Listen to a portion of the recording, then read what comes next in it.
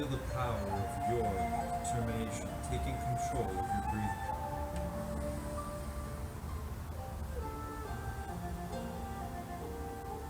Feel the power of your presence, your gift, right now in this moment.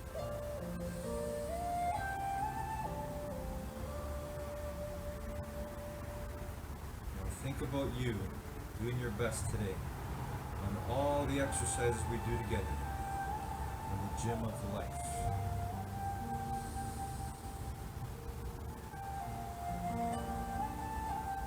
See, we are so powerful, we get to think, create, imagine in our minds, and make real in the world.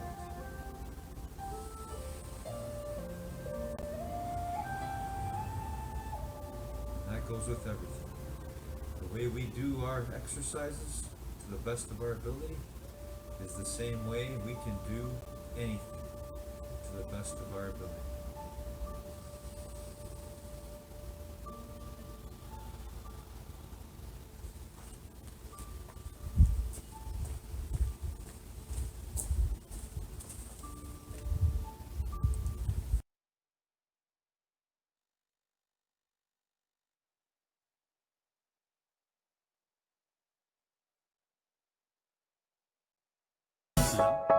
They say, oh my God, I see the way you shine. Take your hand, my dear, and place them both in mine. You know you stopped me dead when I was passing by. And now I beg to see you dance just one more time. Ooh, I see you every time. And oh, I like your style. Ooh, you make me wanna cry. And now I beg to see you dance just one more time. So I say, dance for me, dance for me, dance for me, oh, oh. I've never seen anybody do the things you do before.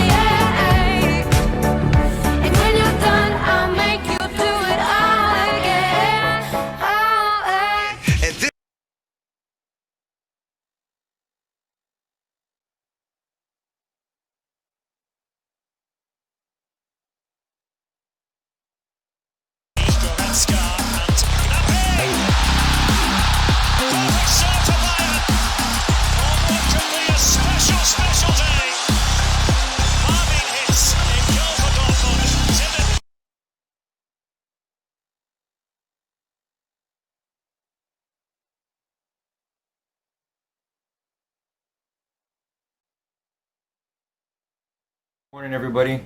I want to talk today about the power of positivity and just how powerful our minds are in looking for positivity everywhere. I remember Tony Robbins saying that whatever we focus on, that's where energy flows. So where focus goes, energy flows. And energy, your thought, your ability to think, is the greatest form of energy in the universe. So think about that and let's apply it today. Look for positivity everywhere. Be relentless. Wherever you are, whatever you're experiencing, whoever you're with, look for the positive.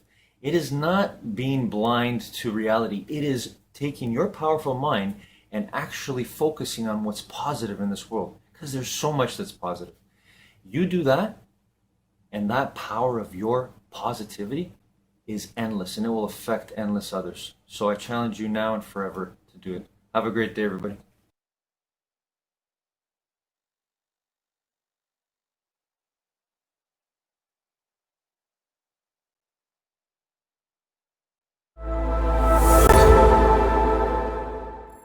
Today we're talking about friendships, and it was cool to be able to be around my friends, man. I have pockets of friends. You guys probably know what that means. Like I have my professional, business, current friends, we'll call it. Then I have like the friends that I've known for 27 years. I have my friend that's my wife. I have all these different amazing friends, right? But there are ways these all navigate and merge together. And so today I want to talk about those, because here is my true belief. I believe that the best and worst part of this world of people, man, it may be debatable, but I feel like the things that I love, people I love the most, like as people, right? And the things that I dislike come from people, unfortunately, or things people do to us. But I don't know if we ever navigate this properly, or we have any idea of the best way to look at what goes on. Because here's what I do know. When I am operating consistently in interaction with my best friends, the people around me, life is enjoyable to levels I cannot explain. Like it was really, the last few days was so amazing to get to sit in a room with people that just get you, and they talk to you in certain ways, and they tell you what you need to hear sometimes, not what you want to hear. We'll talk about that in a minute, but you get to expand and kind of create. And then also, if you want to go to a higher level in your life, you need people around you. You can't do it by yourself. Like we all think we're self-made and solo. I don't know a single person that has done something without any other human being involved in some capacity. So I want to anchor that as we get into this today, is like friendships. The reason this whole topic is chosen today is I think it's incredibly paramount to us finding some levels of success in life. So let's rock and roll with this today. First thing, I think one of the most important things when it comes to friendships, there's actually studies based around this, is that it's connection and time while connected. There are actually studies that show that the longer you spend of time with somebody, the closer you get bonded to them. And I think that there's this perception of if you're just around them, it's just, oh, all of a sudden, if I put a clock on at 60 hours, you're my best friend now. Like that would be weird. Like you can't put a clock on something like that. But do keep in mind, you need to be in proximity to certain people for a period of time. So if you're wondering, why don't I have great friendships? Well, ask yourself, are you investing in actually setting up time to hang out with people?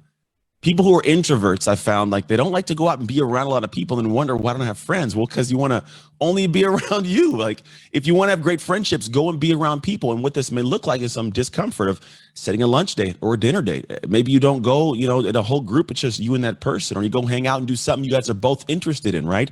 Common interest is a big thing with friendships, but you actually have to get to the point of spending time with people. It's a big, big piece there. So if you have an area on the top of your paper right now, say, I got to spend more time with people I want to be friends with. And it might be awkward at first. Maybe it's the soccer mom that you guys bring your kids to and from all the time. You have great conversations while you're at practice or games, but outside of games, you never talk. Well, be the weird person that says, hey, Susan, do you want to go for a coffee in the morning? Sure, let's go. After we drop the kids off, right? Create the moments that create time to create good, deep, bonded friendships. And I promise you'd be surprised. A lot of people probably need that just as much as you do. So it's not that weird. They're like, oh, I'm so thankful you took me out to tea because I've really been wanting to have a crumpet with you. Tea and crumpets. I don't know anything about them, but I feel like I throw it in there. Anyways, I'm a tea guy. I don't drink coffee, by the way. Now, the next part of this is when you're with these people, what do you do? Now, a lot of people think if you just hang out, they're going to be friends, everything's great. But I have found that there are individuals who I have been able to spend a little bit less time with, but been very, very deeply connected to them. I used to go to this event years ago, and it would like happen like later in the nighttime where we would all like to have like kind of a cool little closed down party. And they'd have these very specific areas set aside on the beaches or these cool areas where you could just talk. They facilitated discussion. Now, obviously, time's a big proponent, but what you do in that time matters. And here's what I was able to do to, I'll say, collapse the time to create great friends. There are people that I had known for 3 days that were closer to me than people I'd known for 3 years. And here's why. When I sat with these people, I opened my heart and shared things that literally I'd never shared with anybody before. And what happens at a special moment is it's catharsis. It comes out of me. Like I feel a levity, right? And when you have other human beings that accept and embrace that, don't make fun of you, don't shut things down, they go, oh, I see you. I feel you. And on top of that, they now feel permission to share with you. And you get to that vulnerable, open, really raw spot. That's where connection takes place. Now, when I say we get to do that, like I'm not just saying you kind of have to do it. You have to do it if you want a bonded relationship. Think about the closest relationship you have. Maybe you're intimate, your wife or your husband, whatever it may be, or your partner in some capacity. Why are they so close to you? They just know a lot about you. They almost know everything. They know when you fart in the bed and they're like, oh, it stinks. They know what, like if your sink's dirty because you don't take the thing and brush your teeth in the little area. They know if like you leave the toilet seat up. They know things about you, right? They're intimately close to you. And so what happens is you have a different space. And so what you have to start thinking about is the reality of when you're creating those deep bonded connections, you have to be able to open up a little bit more you typically would, because if you don't open up, people don't get to know the heart of who you are. And when they get to know the heart of who you are, you start finding there's more of a connection there than people you've known for a lot of years. So if you can find that space to create those areas by actually opening up and sharing more than most human beings would, you find that you get to learn more about their heart. They learn about you and you feel that acceptance. Because friendships have got to be based on an acceptance space. Like the friends that I have, we have real conversations. We open up and talk. I've got friends that I've known since I was in second grade, like a core group of my friends from Jason, Nick, Kevin, Jeff kind of floats around in the circle there, but like second, third grade, we've been friends and we know a lot. We've gone through all the journeys of the ups and the downs. I've supported them through different levels of relationships, different levels of friendships, parenting and kids. We've just been there. So if you think about the time you have to spend with somebody's got to be there, but what you do in that time, in fact, heavily matters. So you got to focus on choosing to spend time and allocating it, but opening up while in that moment with them. Because if you don't do that, you pull punches, you don't share certain things. Well, what ends up happening is you have this disconnected kind of relationship where you're there, but you can't open up.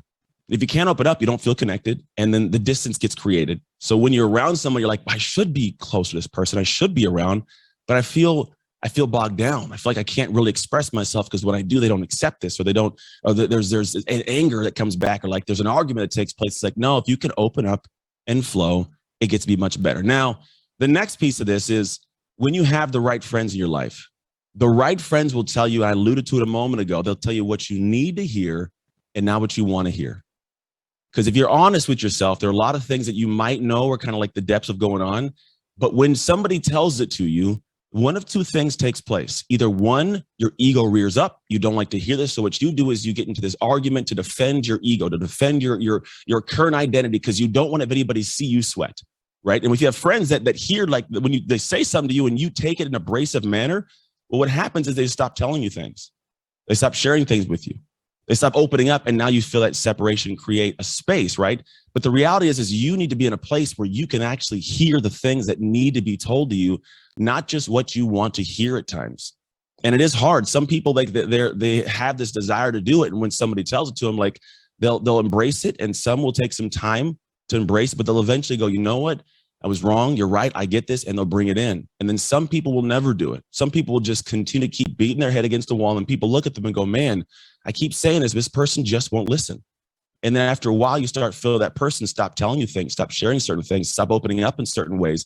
And it creates this space that doesn't need to be there, but it's there because you didn't want to hear what needed to be heard. And so you have to find people in your life that are not the ones that are like just only celebrating and rah, rah, sis, boom, bop. They're actually telling like, hey, I see this. So you might want to work on, and in that space, consider working on it and not have the ego rear up and go, well, the only reason I'm doing it is because you're telling me to. Well, maybe they're telling you and you should do it, even if they're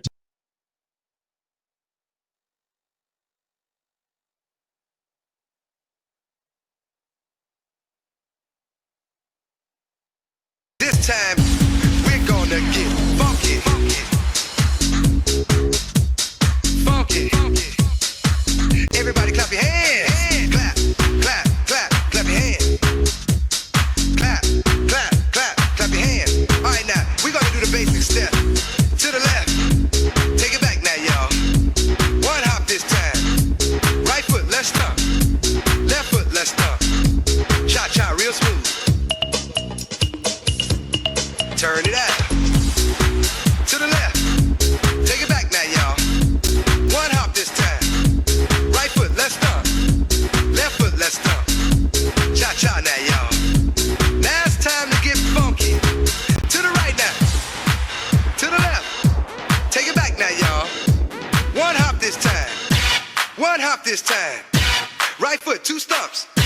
Left foot, 2 stumps. Slide to the left. Slide to the right. Crisscross. Crisscross. Cha-cha, real smooth. Let's go to work. To the left. Take it back now, y'all. 2 hops this time. 2 hops this time. Right foot, 2 stumps. Left foot, 2 stumps. Hands on your knees, hands on your knees. Get funky with it. Oh, yeah. Come on. Cha-cha now, y'all. Turn it out. To the left. Take it back now, y'all. 5 hops this time. Hop it out now. Right foot, let's stomp. Left foot, let's stomp. Right foot again. Left foot again. Right foot, let's stomp. Left foot, let's stomp. Freeze! Everybody clap your hands. Come on, y'all. Check it out, y'all. How low can you go? Can you go down low? All the way to the floor?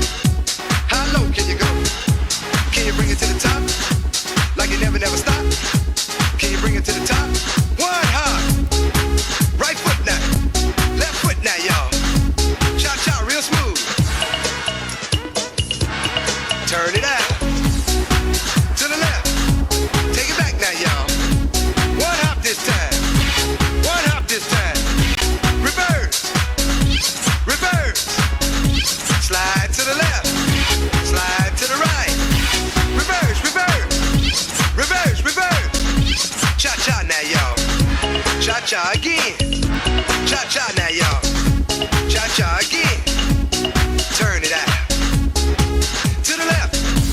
Take it back now, y'all. 2 hops, 2 hops. 2 hops, 2 hops. Right foot, let's stomp. Left foot, let's stomp. Charlie Brown. Hop it out now. Slide to the right. Slide to the left. Take it back now, y'all. Cha-cha now, y'all. Oh, yeah.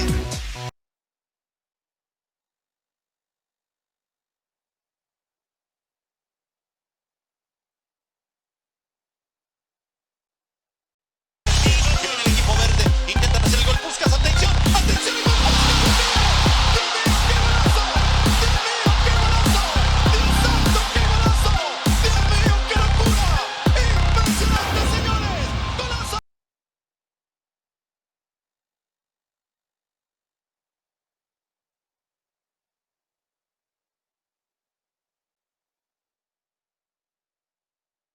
Good morning, everybody. Today, Jack Ma ends off his top 10 rules for success with us. And his last one is one that stands out for me. It's have passion. This is one that is the activating force in anything great that people have ever done, that you can ever do. You have to have passion. It has to be so in you that you love it, that you breathe it, that you think it. Think about your loved ones. Think about the people you love most in this world. Think about something you've ever loved most in this world. It could be something like, I don't know, playing a video game or anything. Something that has such a powerful force. If you can have that passion and apply it to something that is worthwhile in serving others, there is no limit to what you can do. My passion is spreading as much positivity in this world, where I stand, where I am, with the help of everybody. So I use Jack Ma's thoughts. I hope you do, for now and forever. Have a great day, everybody.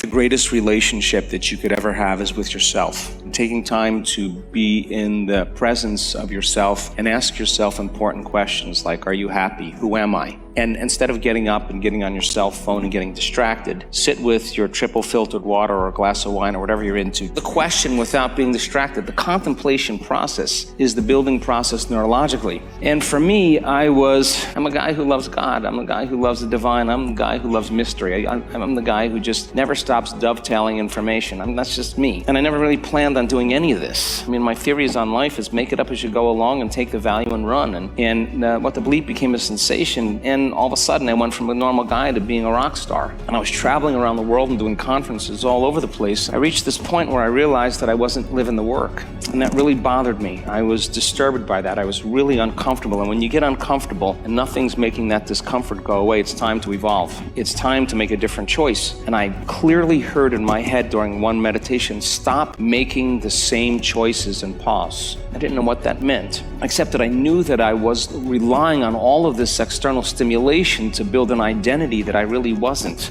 And then I had to show up for people and look a certain way and act a certain way, and that wasn't me. And it got disturbing for me. And I didn't make time for myself and make time to be the example. I mean, my motive is always be the example of everything that I teach. I shouldn't be leading in my clinic if I don't live those principles myself, if I don't live my life that way. And hey, it's Evan Carmichael, and I make these videos because as a young entrepreneur, I struggled to keep my business going. I had no friends, I had no mentors, I had no role models. And the thing that saved me was learning from the success stories of famous entrepreneurs.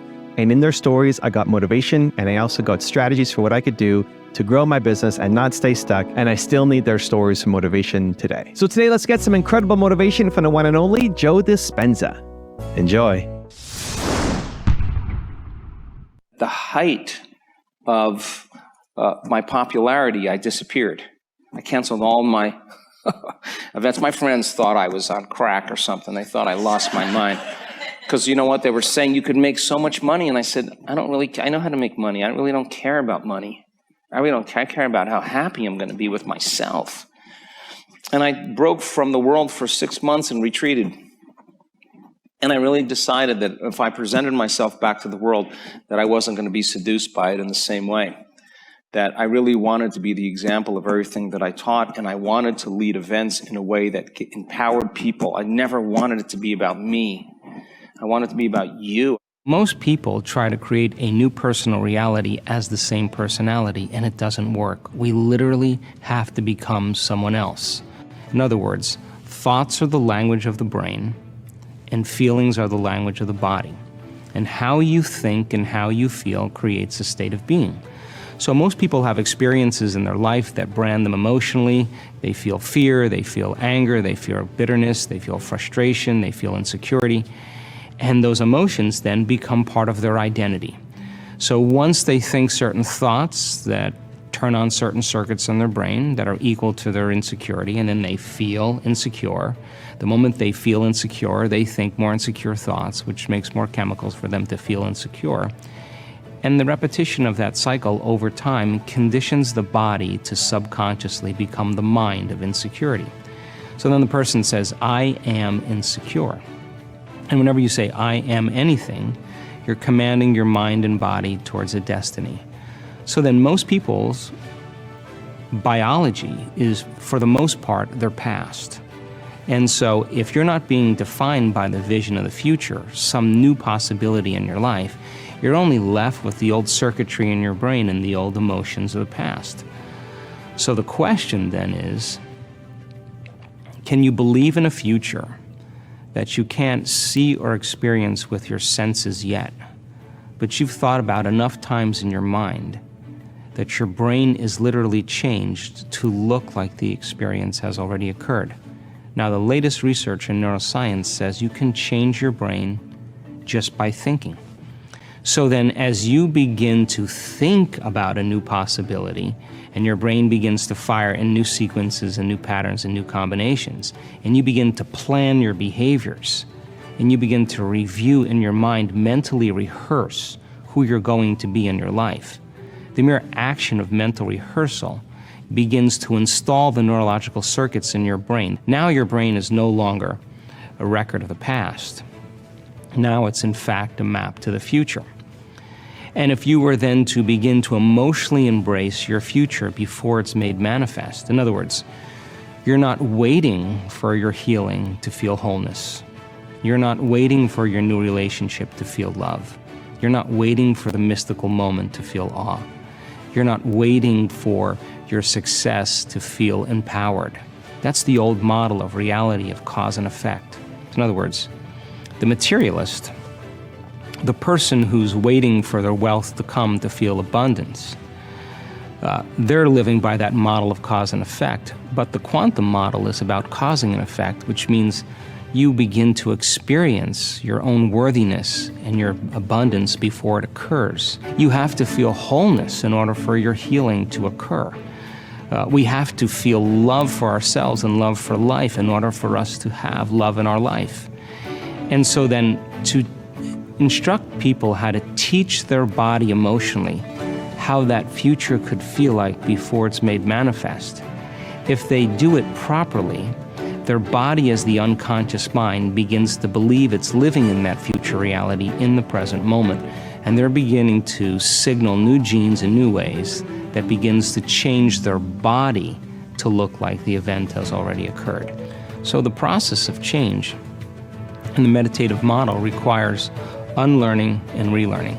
It requires breaking the habit of the old self and reinventing a new self.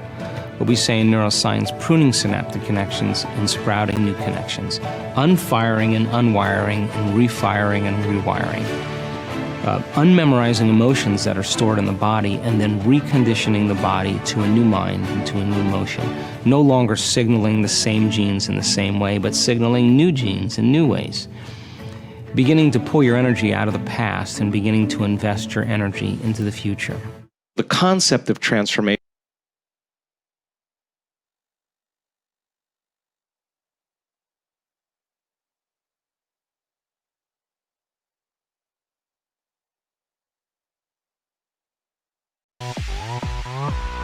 Gangnam Style.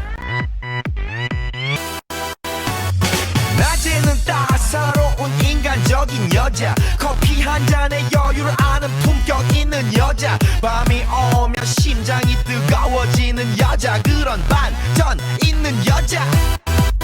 너는 선호해, 낮에는 너만큼 따사로운 그런 선호해, 커피 식기도 전에 원샷 때리는 선호해, 밤이 오면 심장이 터져버리는 선호해, 그런 선호해. 아름다워 사랑스러워 그래 너 hey. 그래 바로 너 hey. 아름다워 사랑스러워 그래 너 hey. 그래 바로 너 hey. 지금부터 갈 때까지 가볼까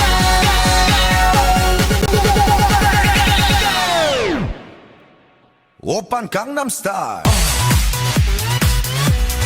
강남스타일 오빤 강남스타일 강남스타일 오빤 강남스타일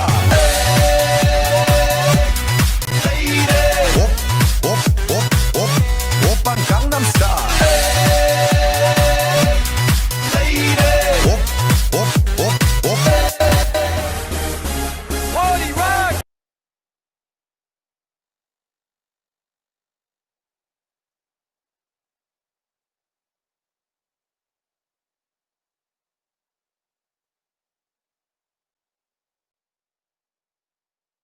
Morning, guys. Again, I'm going to borrow from Les Brown. As you can see, he's got an amazing sense of humor as I'm drawing a lot of my material to remind us to laugh our way to infinite mind wealth. Les Brown, thank you so much. Here's another example. He was talking about money at one point, and we often we don't even realize it, but we self-sabotage ourselves and with the idea that money is the root of all evil, when in fact it's the love of money that's the root of all evil. Well, he was giving an example where he was talking in a speech, and he said something about how most people believe that rich people or people with a lot of money can't be happy. And then he says the example, well, he goes, I'd rather find out for myself. I'd rather become rich and find out for myself if I can be happy. So he puts a positive, laughing spin on it. And I thought, yeah, we got to look at ourselves that way when it comes to money. So yeah, we'd rather find out for ourselves. Let's get rich and find out if we can be happy. Have a great day, everybody.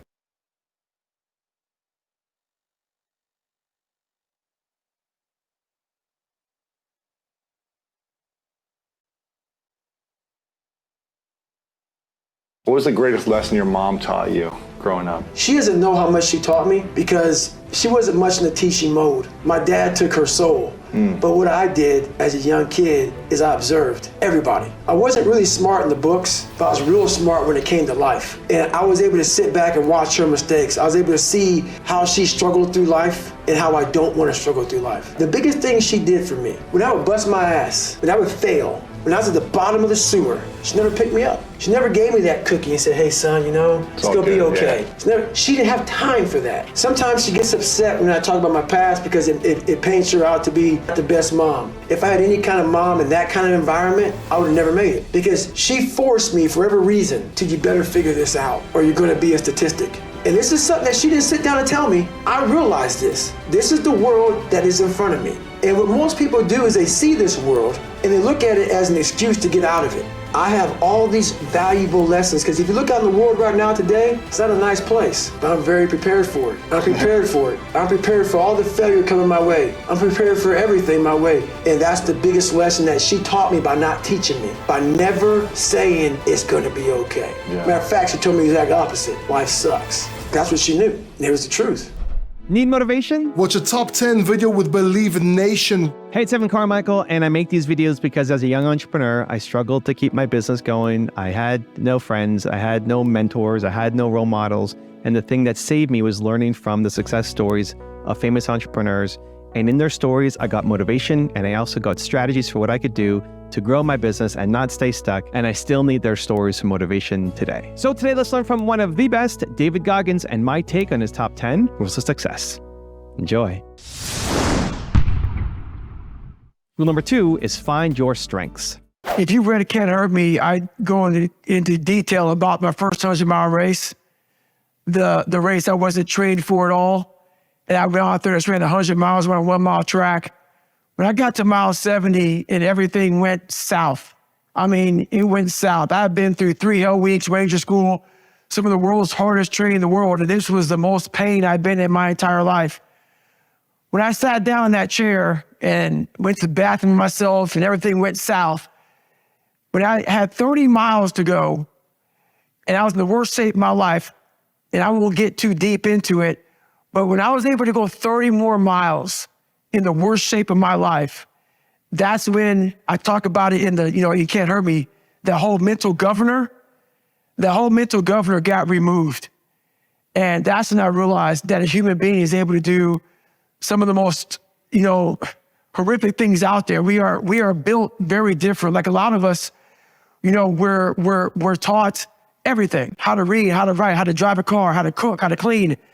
But very few of us are taught how to survive when the rug gets pulled from underneath us and we have to find more. Very few of us are taught how to fight. And at that moment, that 30 miles was about 10 years of life that I lived in 30 miles. And I learned how to fight in the hardest of times, in the worst shape of my life.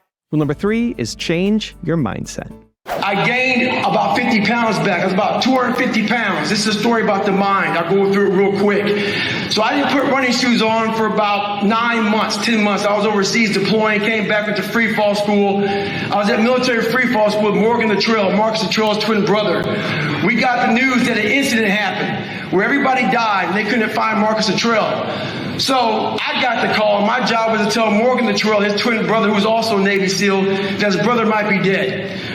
4 days later, they found Marcus Luttrell alive. What I did was I went online, Googled, different events. This event came up called the Badwater 135-mile race through Death Valley in the summertime. I didn't know that was even humanly possible to run that far. I thought it was a stage race. I thought you'd put your shoes on, ran 15 miles, set up a barbecue, camped out, and then did it again the next day. It was a 40-hour race. I went out there and basically to raise money for the Special Operations Warrior Foundation.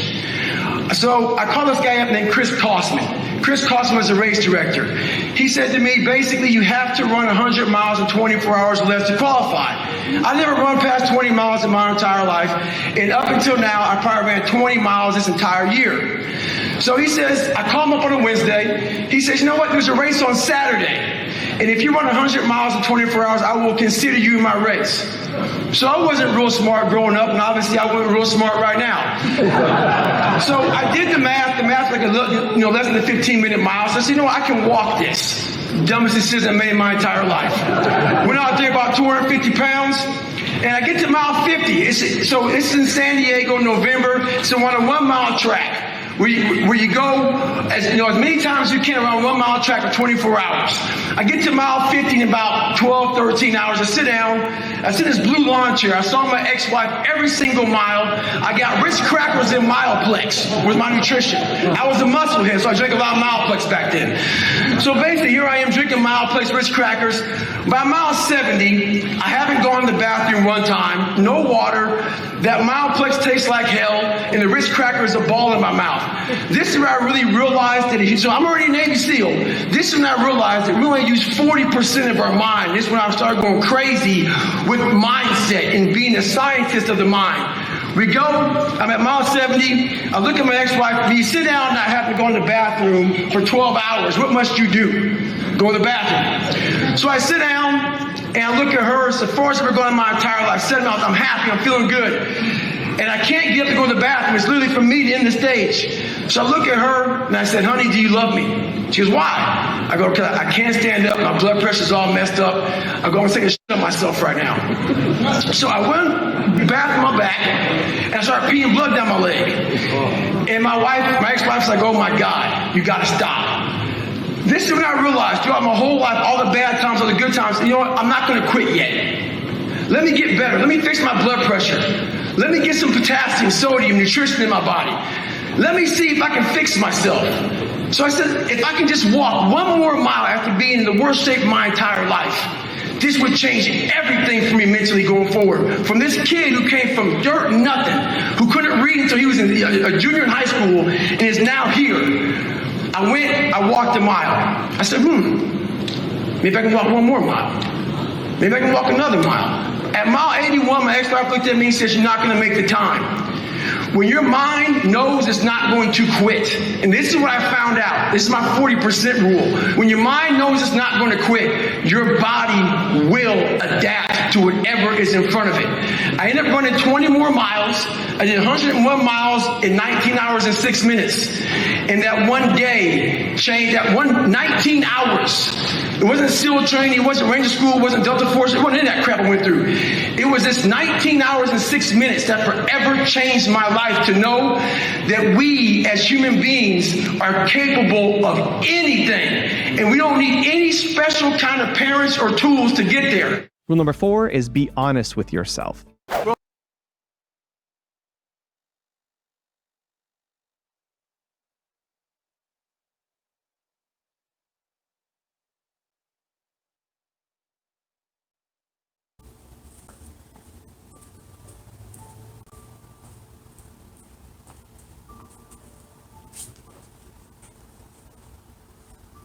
And let's bring it back. Let's connect our breathing to our body, to our mind, to our energy.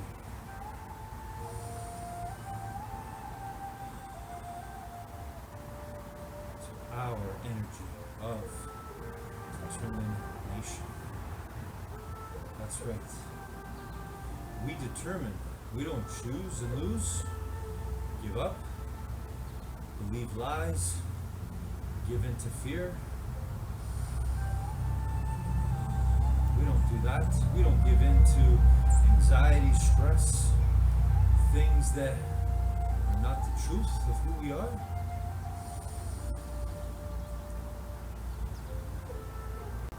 The way you did your best today, whatever exercises, stretches you chose to do,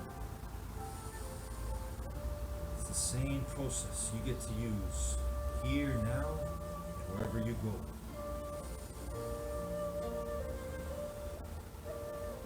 In the gym of life, you get to grow your mind. You get to grow your mind health and your mind wealth.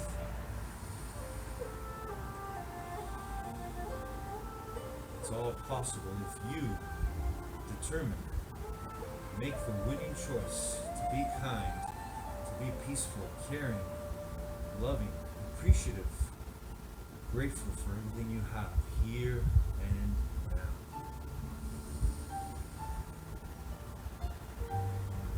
I'm so grateful for my breath.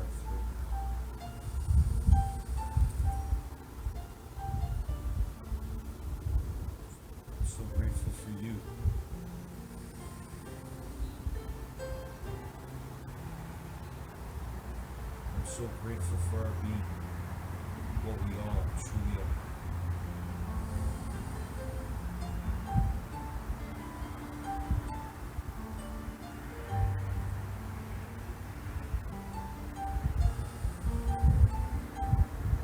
I'm proud of my effort today, and I hope you are proud of yours. Because that effort, that process, that determination you use,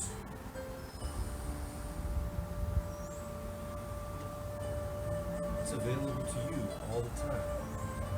It's your greatest gift.